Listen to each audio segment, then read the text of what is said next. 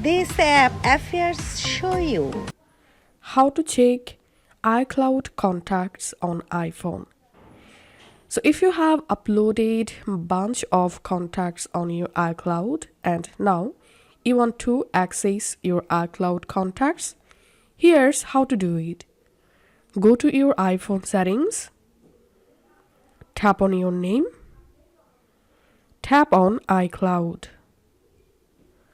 tap on show all, and here you will find contacts.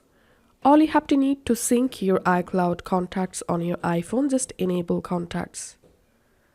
And then go to your iPhone phone app or contact app, tap on list and tap on all iCloud.